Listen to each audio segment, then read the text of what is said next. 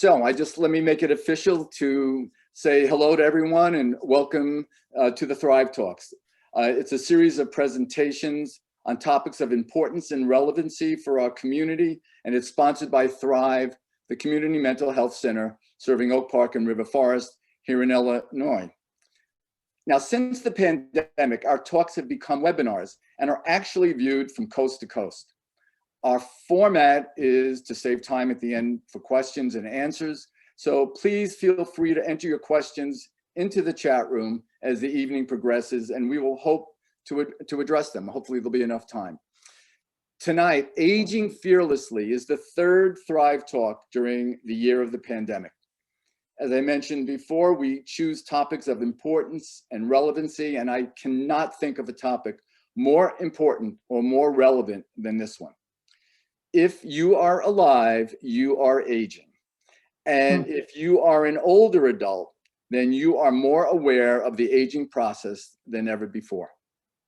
Now, given the assumption that an older crowd is tuned in tonight, I just want you to know we're broadcasting this Zoom at a much louder level.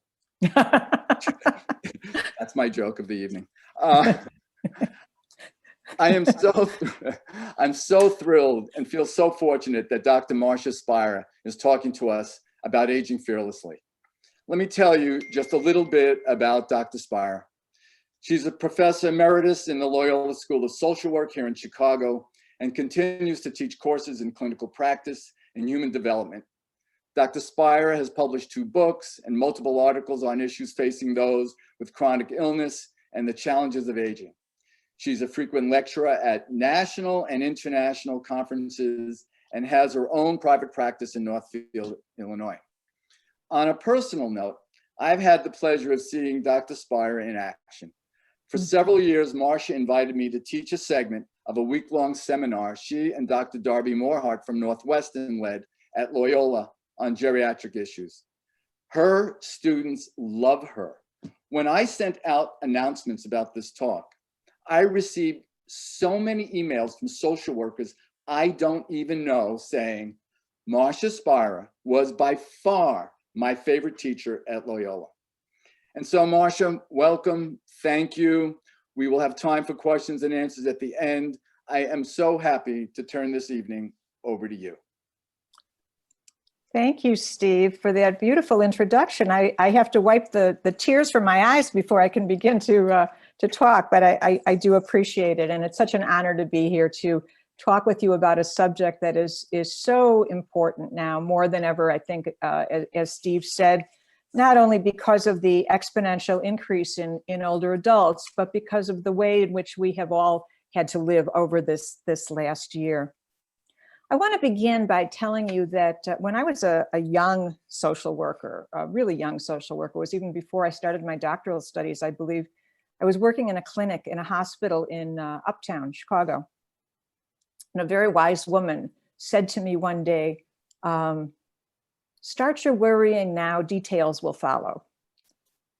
At the time, I thought it was kind of funny. And, was that a warning of what was to come? And it was this her response to the difference in our ages. After all, how could I help her? I was such a young know-it-all and had so little life experience compared to this woman.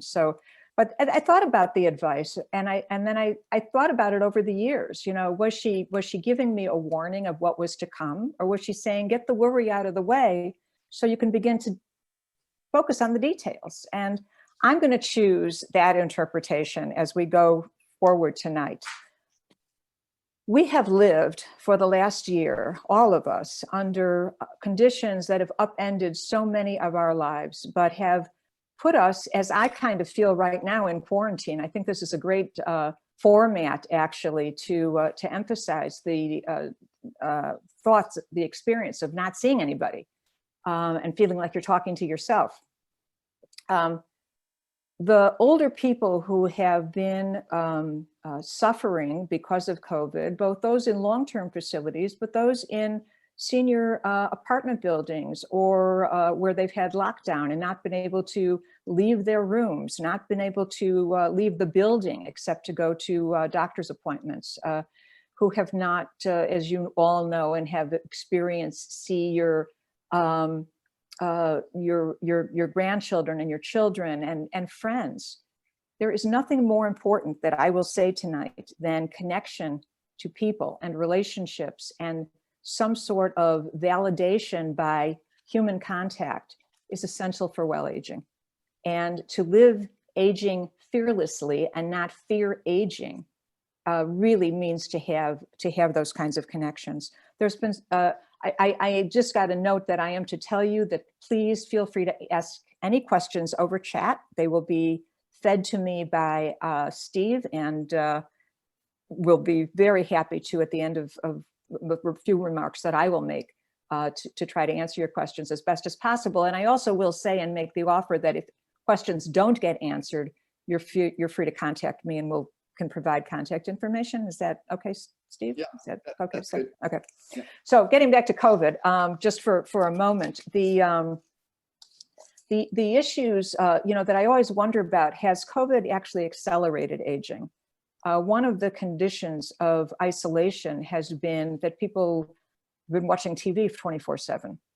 They've been watching horrific stories of violence in our country, murders of young Black men, and horrific COVID stories of families broken by very sudden losses and behaviors that have undercut CDC regulations and have sort of been, taken cavalier. There was a wonderful article, I don't know if some of you saw it, in the New York Times recently, I believe, about the grief over a mother's death, which the adult child claims was because of COVID, not because the mother had COVID, but simply because she was exposed to so much of the coverage on television.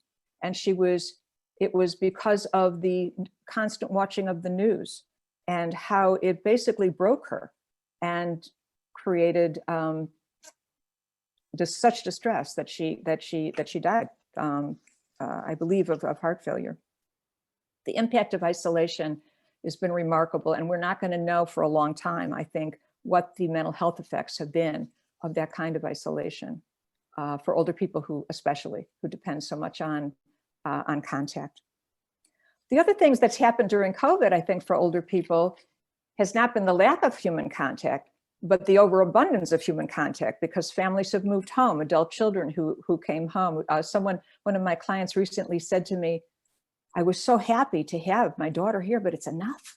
It's enough. Get her out. Get her out." And so too much of a good thing. Be careful what you wish for. So if we were together, I would put out a question to you of what did you do over the last year, and how do you think this whole situation changed you, and how will you get back to a new normal? What do you think it'll be like? But because of time, ponder the question, and we will just go forward. I want to say something about aging. We talk about aging fearlessly, and then I think, I wonder what they mean by aging.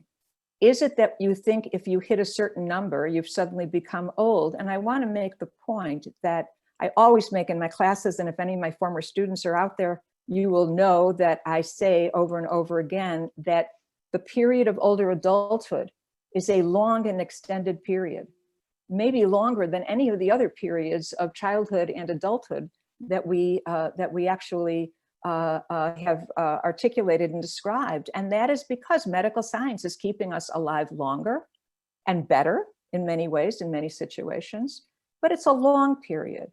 And we are a heterogeneous group. And so the notion of homogenizing aging into this one bucket is really quite disturbing.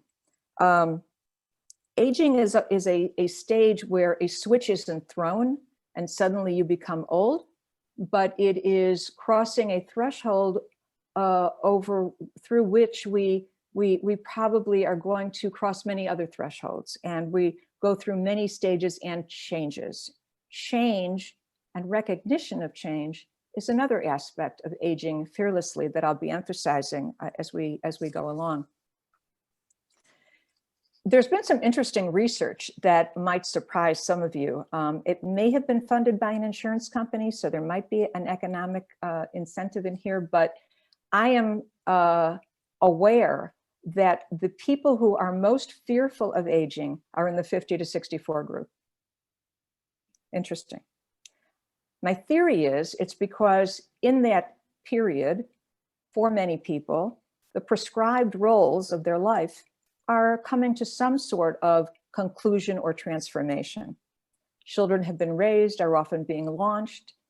People are beginning to think about slowing down in career, maybe.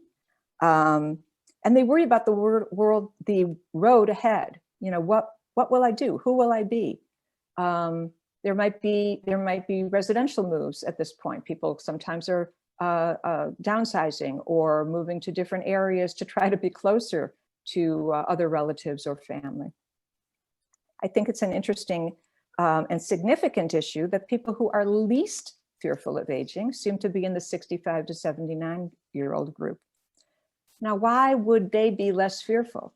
I think the concerns are not necessarily about aging, but some of the aspects of their life where we would ask the question, what does age have to do with it? They may have made decisions about changing careers or ending employment. Let me also, for one moment, say that most of this research is done on people who are of some privilege, either by resources or race, and that clearly there are others who are in marginalized communities for whom these age brackets do not fit at all. So I want to just make it clear that I am not in any way assuming that this is applicable to all people, right? Over 80, there tends to be another spike, but it's not fear of death, it's fear of pain, and oftentimes fear of being alone, being isolated. So I think we want to think about what the things are that you define considering yourself old. Are they physical changes? Are they cognitive changes, loss of loved ones, or the responses of others? Oftentimes what makes us feel, quote, old are the responses we get from other people. Many of us can remember going into a restaurant. I will say personally that one of the things that signaled that I was being perceived as an older person was when I went out for breakfast with my adult son. And the waiter asked him what the young lady would like.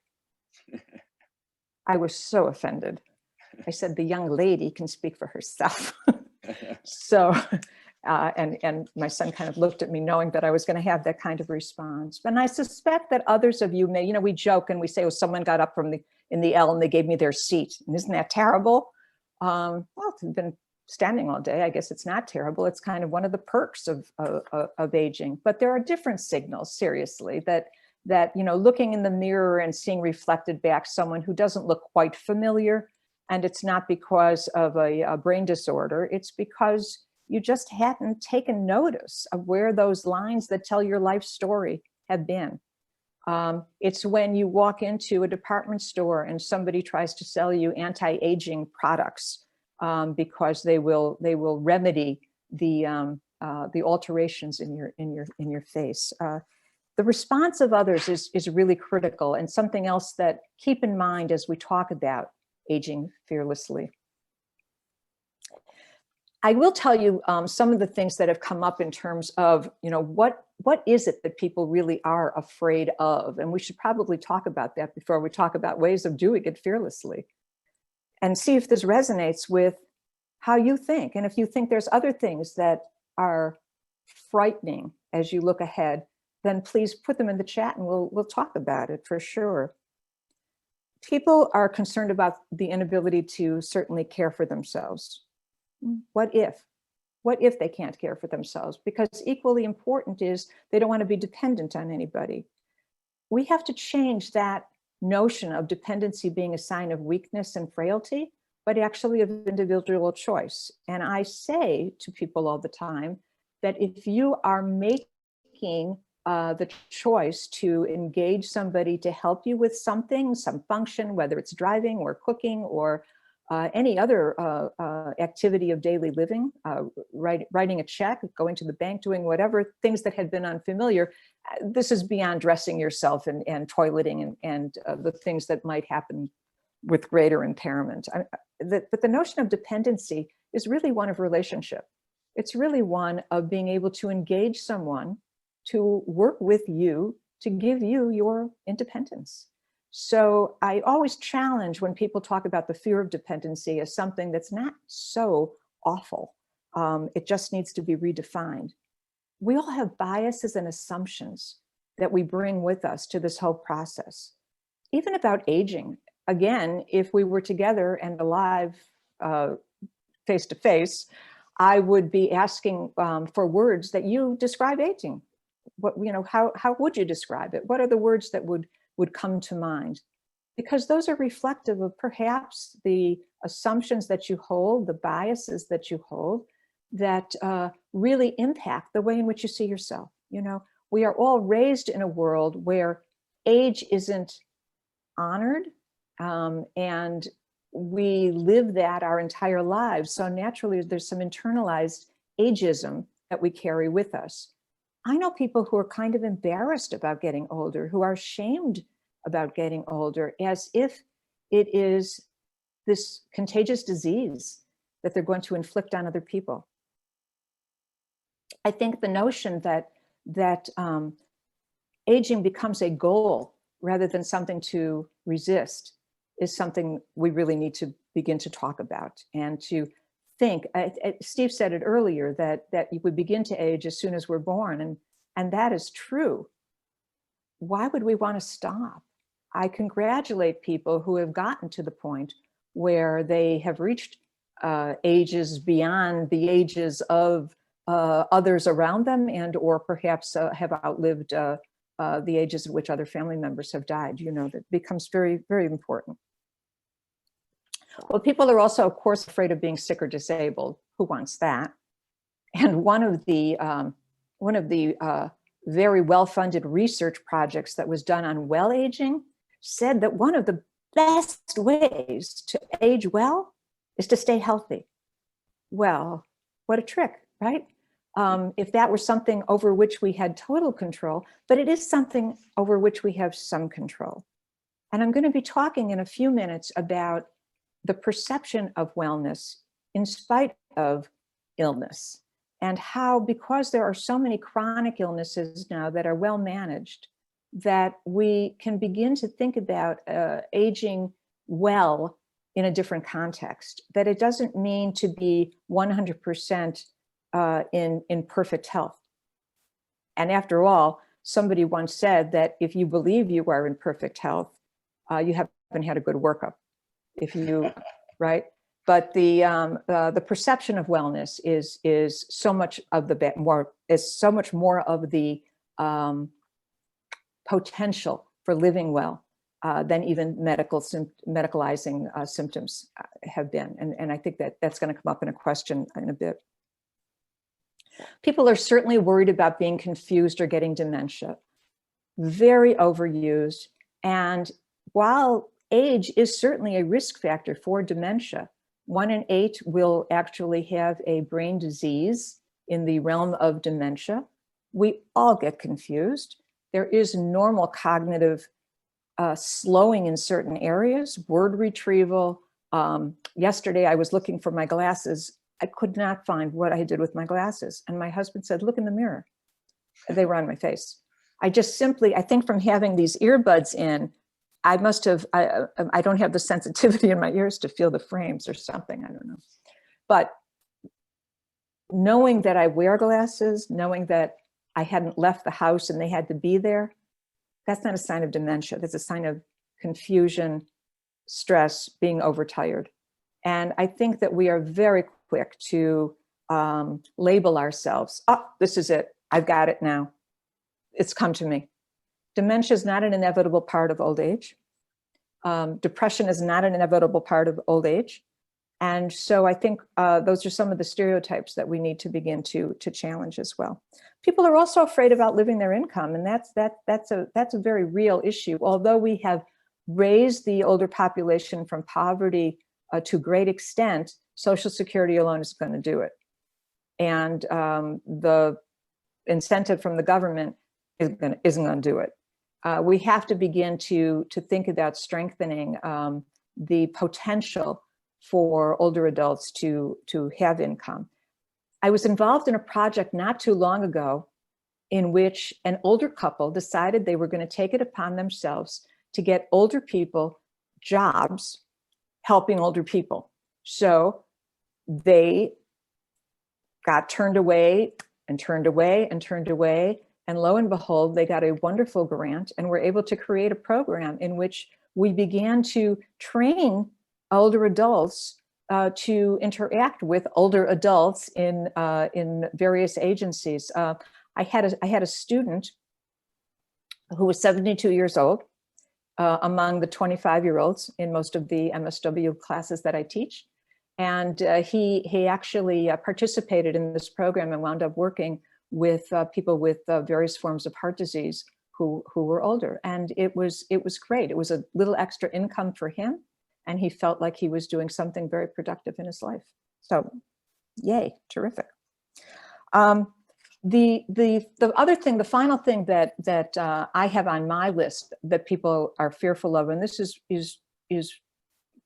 probably much more felt by those in minority sexual communities and or other marginalized groups, and that's the fear of continued discrimination. You know, it's not just about age; it's that we confront ageism in the same way that we confront racism and sexism and homophobia, and all of the things that are wrong with the world intersect with what's wrong with the response to older people who have often been disregarded, who often feel invisible. And that's a great part to be fearful of. How do we not be invisible? One of the things that I often say to people when they talk about their limitations or they talk about their concerns about aging fearfully, not fearlessly, is are they sure that what's bothering them is really to do with age? Or is something else limiting them? Is age the great excuse to not do? I'm too old for that. I'm too old. I can't do it, you know? And so often with a little bit of encouragement, people begin to develop other potentialities that they weren't even aware that they had. One teacher that I had been working with was retiring from her teaching position, but really felt bereft that she was going to kind of be rudderless. She didn't know which direction to go through, what to do. She didn't really want to go start volunteering. She didn't want to read to kindergartners, and she really had no particular passion at that point. It wasn't that she wanted to go do art or, you know, great books or whatever. She wound up becoming a docent for the Architectural Society and taking people all over the city here in Chicago to various, anybody who's been on the architectural tours here know these people are so well trained and have to put in so much work and study to be able to do a good job. And that's exactly what she did. And she was thrilled. She's thrilled. So it's sort of not sure what you want to do. One of the things that we try to do with people is to help them discover what part of themselves do they want to enhance? Is it giving back? Is it producing more income? Is it taking care of their own needs that they hadn't done before, whether it's attending to health needs or whatever? But the idea is that the reinvention of self or reprioritization of activities in people's lives becomes really, really essential. So one of the things that I wanted to address, and I hope I'm not talking too fast, but we are short of time, and I'm gonna try to end my words in about 6 minutes so that we can open up to questions and get into some other information. But one of the things that I really, really, really wanted to talk about was this notion of health, and the notion of living fearlessly is knowing how much control we have over our health. I said earlier that perception of wellness was was so much a part of the way in which we can live our lives healthily. And it has been demonstrated over and over again that beyond the biomedical science of care for people, that their subjective perception of how well they felt was more important than medical diagnosis.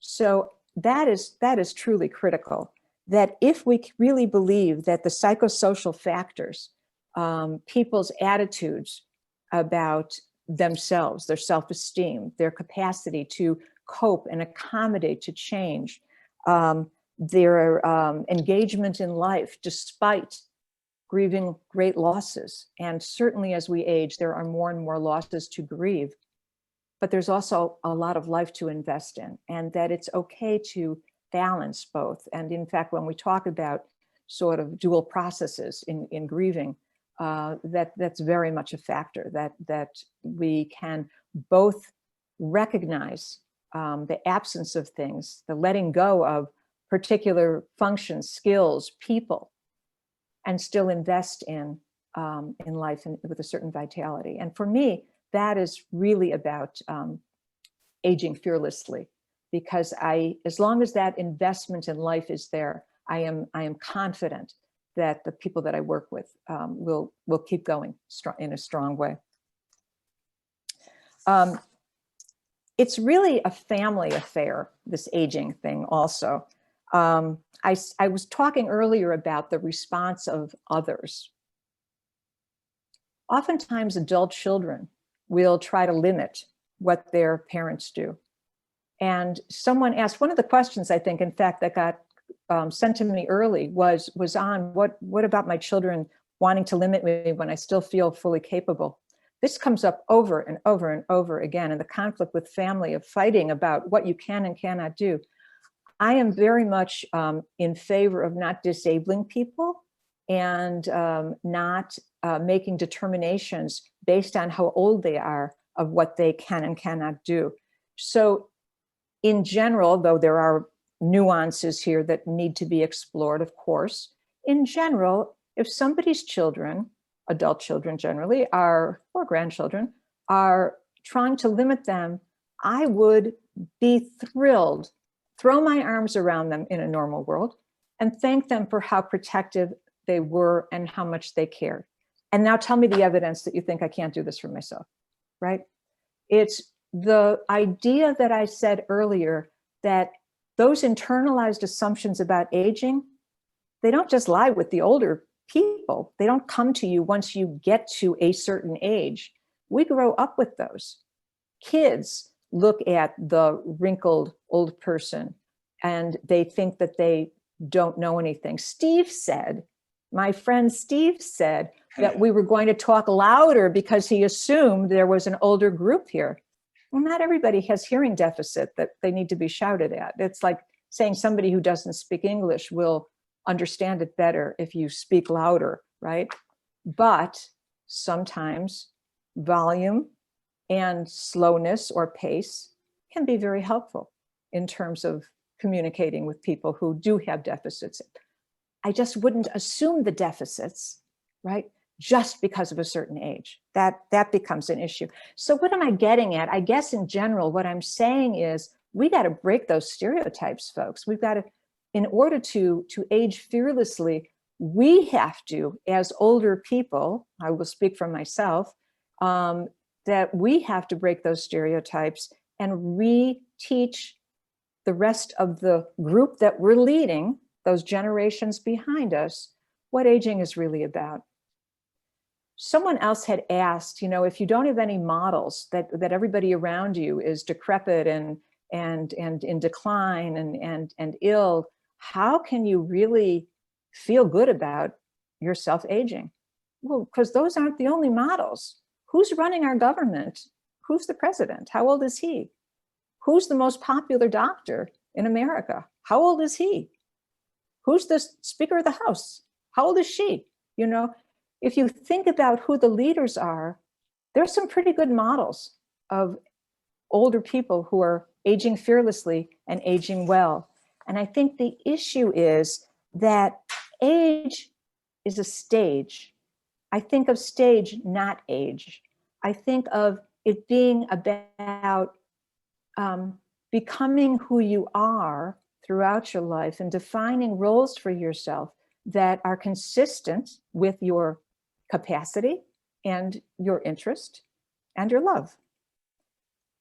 One of the things that I've been writing about with a colleague is emerging into older adulthood, crossing that threshold. Those 50 to 64-year-olds we talked about earlier, who are the most fearful, often have the most angst about, oh my God, what's going to happen? What comes next? And one of the things that I talk about with my clients and my students as they age from 50 to 79, let's get both of those groups in there, is the acknowledgement and acceptance of the realities of age. You know, what is normal aging and what is not?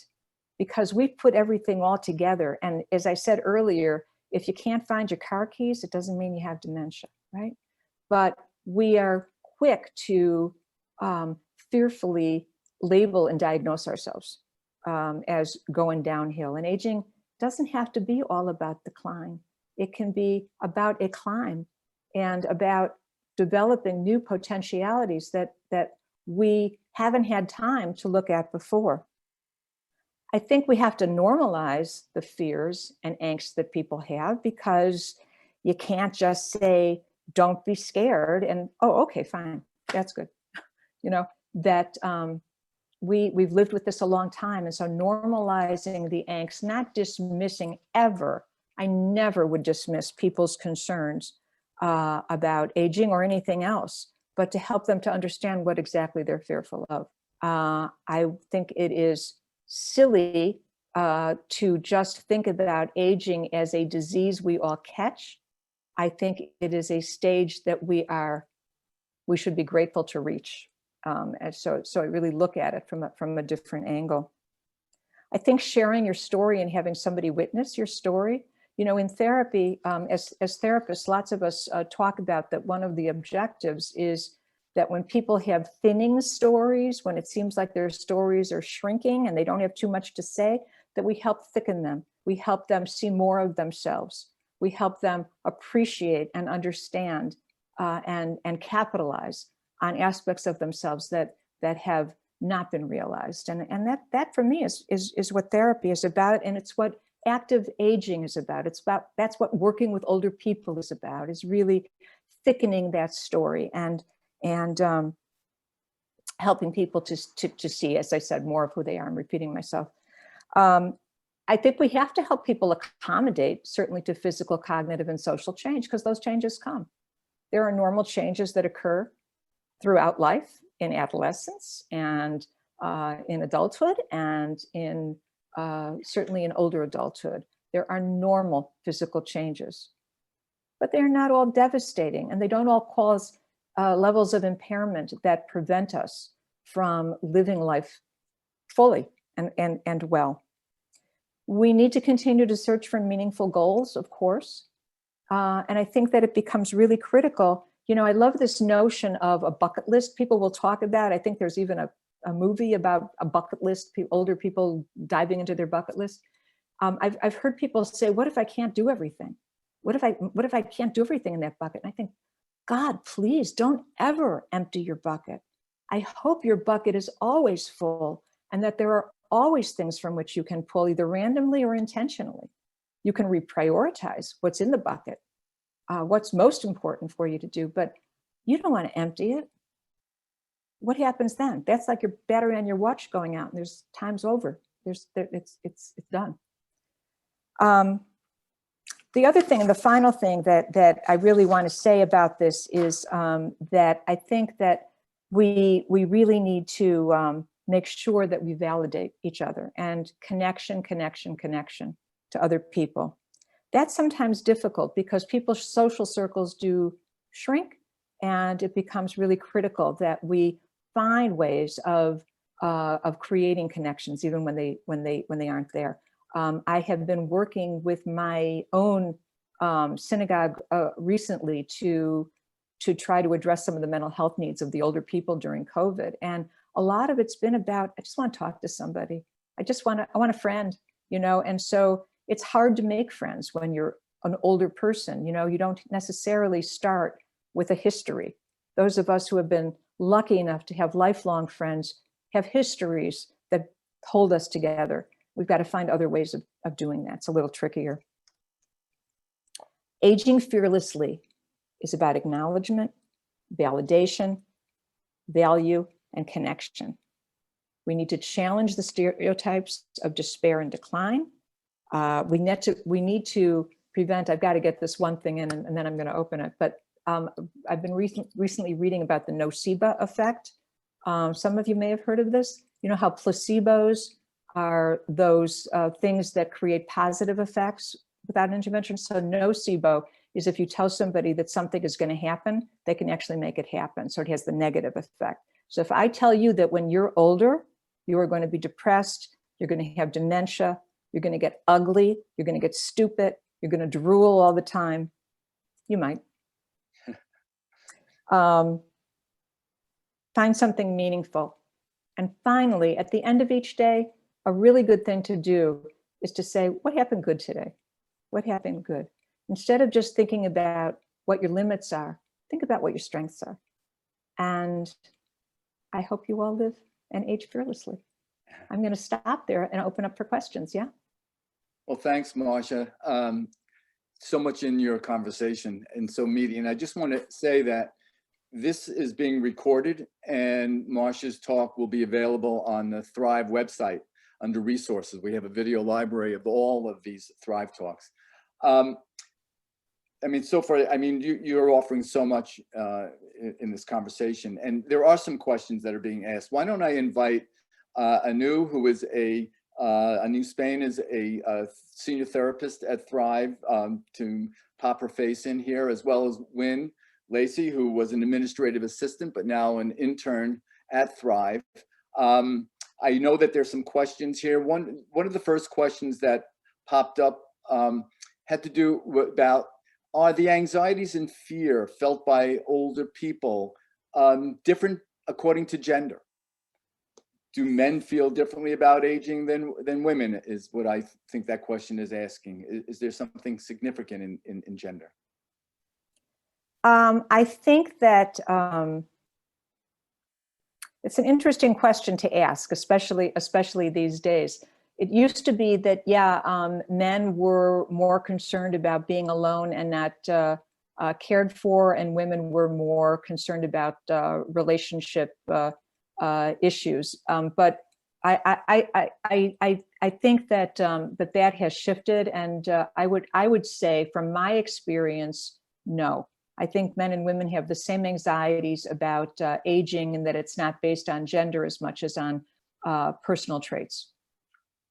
Do you notice anything different about aging cross-culturally?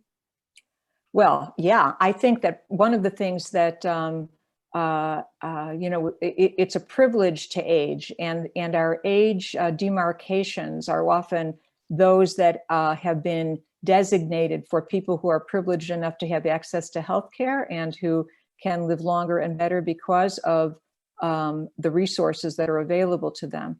That in certainly sociodemographically, there are those disparities, and there are ethnic and racial disparities as well, based on genetics, and that can, some of those genetic diseases can age the body more rapidly, and some of the needs to work don't give in particular ways that are hard on the system, don't necessarily give people the opportunity to age. So that the disparities are enormous.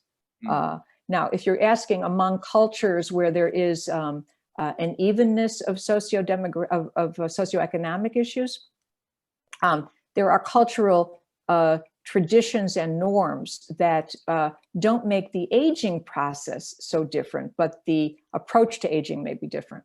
In certain societies, aging is revered still. Yeah. I know, like in Amish culture, the way that elders are taken care of, and I think certain China, in areas of China. In Asia, right. Asia, if I could, you know, piggyback on what Marcia said about that. There are, you know, I grew up in India, and there is a special word for your 60th birthday. Yeah, And yeah, you are, you're honored during that because you made it that far. And there is a transition to becoming the matriarch or the patriarch of the family, where people ask your advice, people ask for your opinion, even neighbors who would come and, seek your counsel because you have reached a certain age of wisdom. And people who travel across countries and cultures find that very severely lacking in mainstream American culture. A lot of them are shocked when 20-year-olds address them by their first name. These are all signs of disrespect. So across there are lots of cultural divides. yeah, I want to go back and make a comment about the difference in genders. Mostly, a lot of what I hear anecdotally from older women is that they feel more confident, because if they grow up in a time when they were told your role is to be the wife, the mother, to be subservient or something, the person, maybe the spouse, is now gone and they have the second opportunity to be themselves. So there is a point of coming on, out on your own. You become your own self, and there's a little more confidence where I don't have to watch what I'm saying. I can say what I think and feel, and I don't have to be deferential to other people in my life. So you do see a certain level of growing confidence yeah. coming into your own as people age. That's a beautiful comment, especially since so many more older women live alone than older men. Right. Number one, and I think that it also speaks to the issue of resilience. Right. That we didn't talk about, and that in a longer talk I would talk about, what people have retrieved from their past, from the legacies that they have retrieved from their own parenting and experiences. And resilience is certainly something that is built over time, and people aren't even aware they are so resilient until they're put in those crisis situations.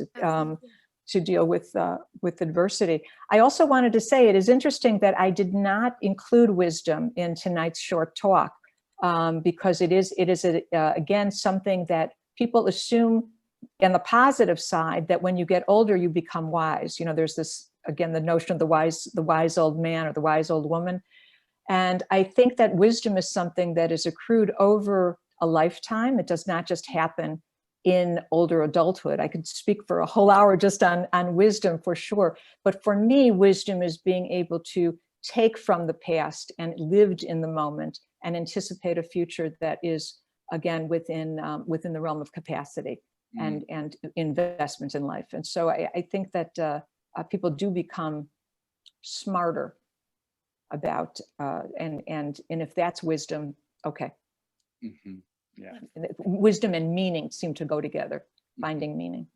Yeah. Yeah. So much about attitude that you mentioned, Marcia, is just so important, about one's attitude, one's perspective. I love when you spoke about the opposite of the placebo, or however you were saying that we get these invitations from our culture to begin to think in limited ways. And one of the questions was, I live with the realization that my time is limited and I may not be able to do much of what I love. So that sort of thinking, what might you suggest for someone that gets caught in looking at deficits rather than abilities?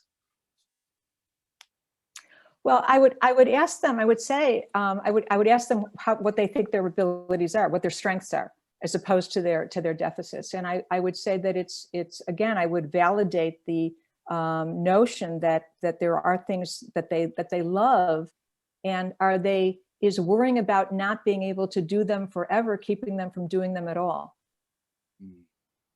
When you're so focused on a future that's limited, you're not living in the present to enjoy what you can. So I guess that's the short and simplistic version of how I would address that. Yeah. Well, it kind of plays into one of the questions that was asked, but I've been hearing it a lot also, particularly of my older clients. it's funny, I need to identify that I am one of those older clients. Yeah. You are of that age? Yeah, I'm of that age of persuasion. And that the year of COVID has really interfered with many people reaching a time when they were retiring, they were about to go and venture into the world, they had plans to travel, and sort of the clock ticking and almost, I'm going to use quotes, a wasted year, which again is an attitudinal perspective and not living in the moment. But there is a theme out there about that. Do you hear that as well? I do. I think this loss of time, has been very, very real in terms of people's despair over this last year. And what I would say to that is, look, we can't get that back. That's right. I mean, there's a reality to the fact that we lost a year in which you might have been doing other things. What did you do instead? So that I would ask people, what did you do this year? Can we begin to recount some of the things, even if it was just personal reflection? Even if it was being in contact with people who you only talk to usually once every year or two, who you found yourself talking to much more regularly, were you in contact with those? And so I think that's a really important issue to validate. This was a tough year. Yeah. There's no dismissing it. When people talk about the silver lining of COVID, there's no silver lining. There was too much death but it wasn't, I can't think of it as lost. I can't think of it as, wasted. I have to think it was sorrowful. There was a lot of grief. How do we get reinvested in life in the process? Yeah. It kind of reminds me of the sort of the puzzle of how do I accept something that is while at the same time wishing it were different, and not to be suffering with that and struggling with that. There are a variety of questions. I'm sorry. No, you go, Marcia, please. I was just going to say, I think that you have to have a realistic optimism, that is based, not on some Pollyanna view, of the world that, all is well, and we should take this as a moment of being mindful of, But I think there has to be a realistic optimism about being able to move forward with our lives and move forward in wellness, recognizing what wellness takes on a different nuance. If I have to take off time from my exercise routine because of an arthritis surge or some flare or something, then can I be still realistically optimistic that I can take care of myself and stay in shape? That's a hypothetical, silly example, but maybe not. No. Do you, and I know I'm jumping on these questions. Wynn, do you have any questions that were jumping out for you? I'm just going to I'm on a roll here with Marcia, but I'll give you the actually, I know that this is just from my own perspective. There are some other questions, but I'm going to be selfish for a second because I am turning 50 this year. And you mentioned that it's 50 to 64. And I know there's other people on this call that I saw on the list that are also in my age range. And, and it is on my mind a lot. And I'm wondering if you could give some advice to some of us that may be a little in that group, that 50 to 64, about, what are some things you wish you would have done, or you see people do turning 50 or in that group that can lessen that fear a little bit? The fears that I hear of my 50 to 64 group is usually about, are there things to still look forward to? For those who have had children, oftentimes it's a time when children are leaving home and going off to college. And that creates, for people who have organized their lives around so much child activity, it leaves a real gap, right? So part of it is beginning to think about what fills that gap. What are the important aspects of your life that aren't going to change? Beyond that, recognizing you're not losing your child still needs you. And probably it may not be demonstrated in the same way. But I think one of the things that I hear is that I'm not going to be needed anymore. I mean, I've heard people just say that outright. I won't be needed anymore. Yeah. For people who didn't have children, the angst is usually on the feeling that they're less appealing as a person. I'm physically changing. And what I talk about is the sadness that we've all been sold this bill of goods that beyond 40, when I was growing up, it was beyond 30, beyond 40, people lose their attractiveness. And so, you know, this $1 billion cosmetic agents business and all of this, it really keeps people from embracing a standard of beauty. I think that 50-year-old women are probably, you know, among the most beautiful age that there is. So what would I have done differently? I would have appreciated it a little bit better. I would have appreciated that my vision was a little bit more was sharper, and I could hear a little better than I do now.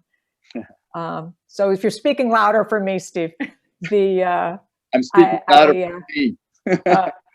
But I think that some of the other issues really that 50 to 64 face are oftentimes caregiving issues for older parents, and that becomes really, really critical. So Yeah. I think what I would advise, if that's the case, and again, you know, I'm talking in such generalizations because Right. there's so many different issues that people bring, but talking with siblings and trying to minimize the conflicts that can come up around the needs of parents, talking directly with parents and trying to help them assess what they think they need, what they might need, what their wishes are, being able to do some kind of advanced planning to begin to recognize that there are certain developments in life that you don't want to hit you in the face. And so transparency and conversations with those for whom you care, both as a parent and as a child of a parent. One of the things that I tell my 50 to 64-year-olds is you are not going to become your parent's parent. You are always going to be their child. And while your tasks and responsibilities may alter, and while the level of your communication may change, that generational distinction should be preserved and always honored. Because once you begin to think that you now have to be your parent's parent, there's all kinds of ramifications of that aren't pretty. And I appreciate that. That's great advice. Thank you. Sure. You know, and I know we don't have much time in here. One more minute, yeah. Well, and I know we're going to bring John Meister, the executive director, on to sort of sum up and to close. But you know, one of the pieces, and it was a question, but I'm kind of ad-libbing it because it's come to me. People who are retired, their children live out of town. There's this pressure to go move where their children are, and yet their lives are established here. And there's an internal struggle about that. Do you come across that, Marcia? I do. It is a very emotionally tense and difficult decision to make, to alter your lives and your familiarity with neighborhood. You know, is there general advice that can be given? Should you go follow your children?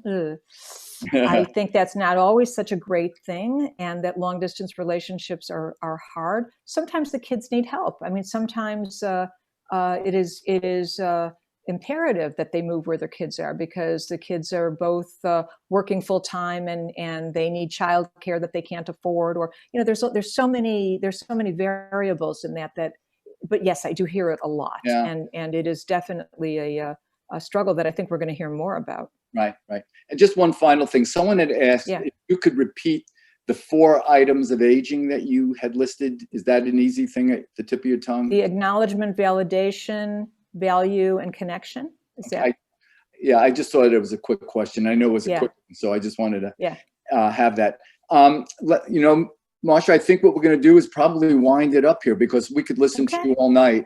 And I know there's so much more, that you've taken hours of workshop and classes and have distilled it and donated your time generously for us. And as I'm saying to people who are still in attendance, please know that this talk is taped and is available for review and to share with people in your lives, as all of the Thrive Talks are.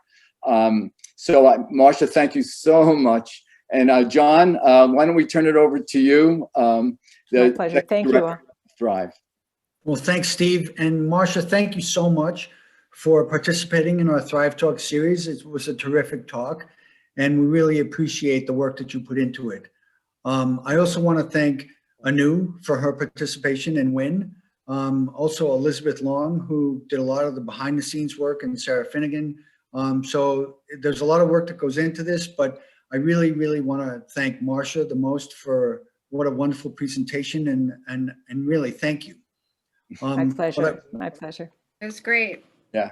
So thank you all for attending.